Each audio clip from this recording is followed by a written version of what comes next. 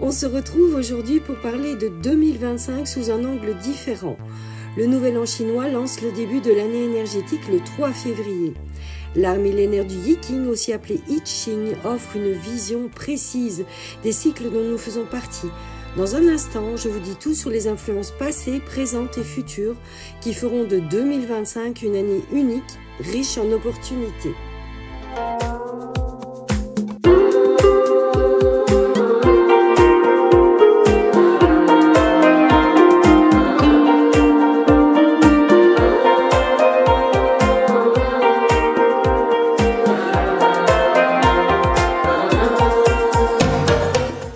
L'année énergétique démarre donc le 3 février et c'est pas moi qui le dis, mais la tradition asiatique qui se base sur les 64 hexagrammes du Yiqing.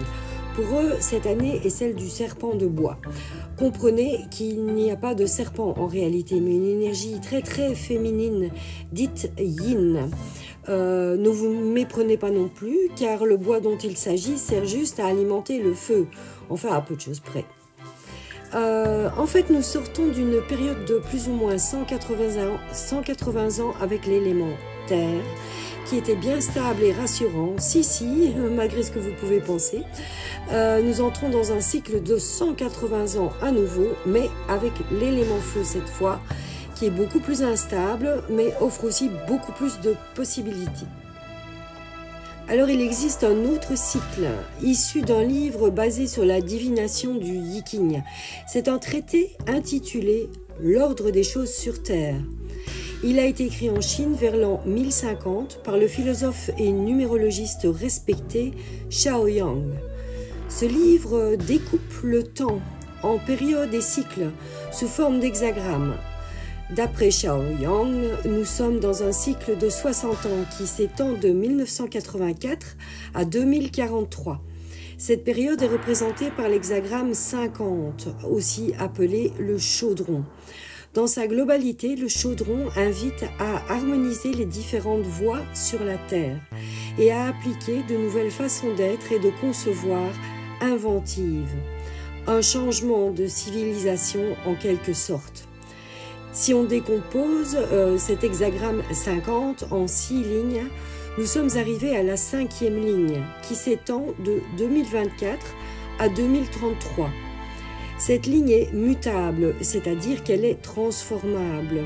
L'énergie féminine yin s'élève, le positif et le négatif s'opposent, le potentiel de changement sociétal et personnel est présent. Mais rien n'est joué. Tout dépend de nous.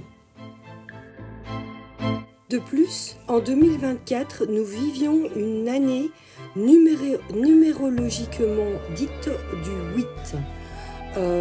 Ça fait partie d'un cycle qui comporte 9 années. Quand vous additionnez d'ailleurs les chiffres de 2025, vous obtenez ce 9. Vous l'avez compris, 2025 est une année de transition en fin de cycle.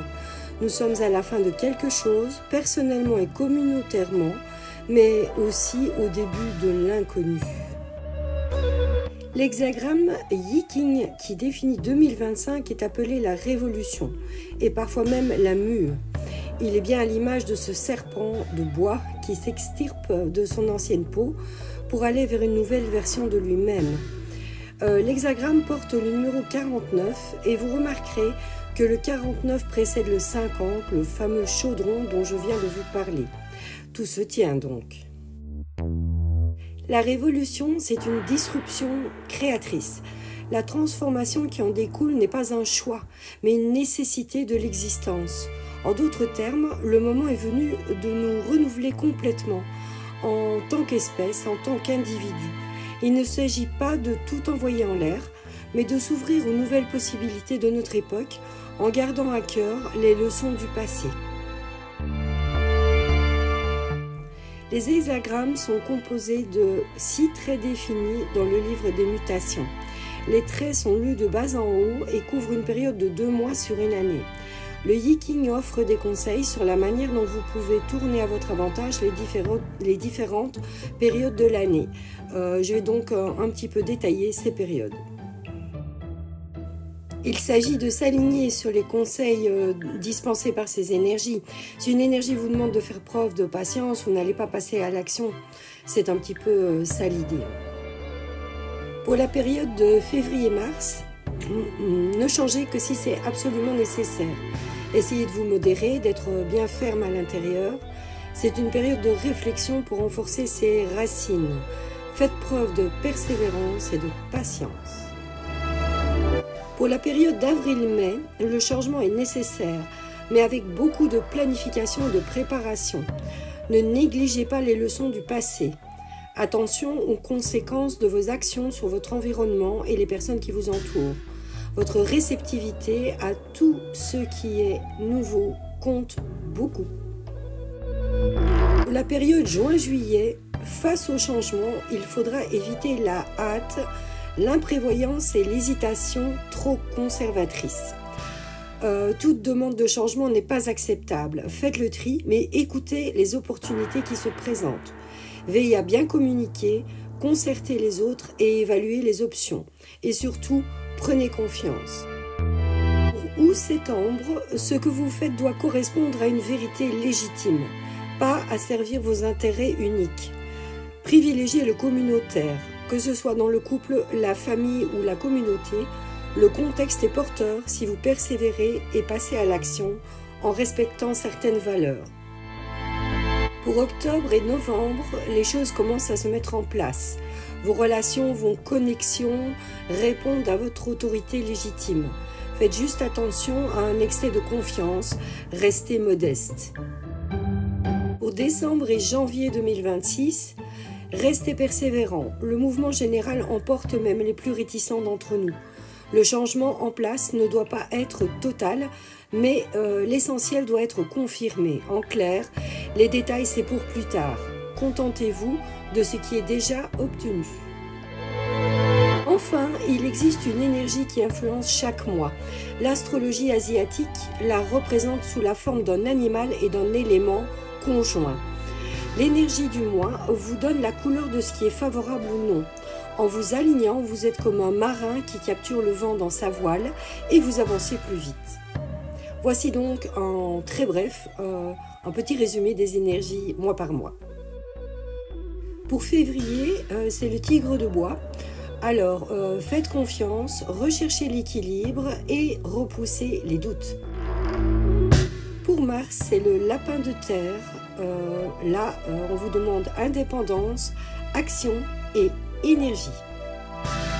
Pour avril, c'est le dragon de métal. Les idées originales sont favorisées ainsi que la prise de risque et vous ressentirez de la puissance. En mai, c'est le serpent de métal. Charme, structure et le cadeau de l'attention. L'attention que vous donnez aux autres, l'attention que vous recevez des autres. En juin, c'est le cheval d'eau. Là, c'est tout le cœur, la passion et la créativité qui s'expriment. En juillet, c'est la chèvre d'eau. Imagination au pouvoir, mais esprit pratique tout de même. C'est un bon moment pour développer la spiritualité. En août, c'est le singe de bois. Résilience, communication et une faculté incroyable à rebondir. En septembre, c'est le tour du coq de bois. Confiance en soi, travail en réseau et action. En octobre, c'est le tour du chien de feu. Générosité, innocence et optimisme.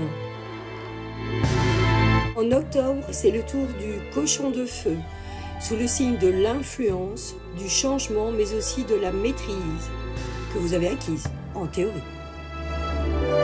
Enfin, en décembre, il s'agit du rat de terre, qui apporte force, travail acharné, persévérance, mais aussi une certaine élégance. Voilà, je vous souhaite une révolution bien préparée et je vous souhaite une excellente année 2025. À bientôt!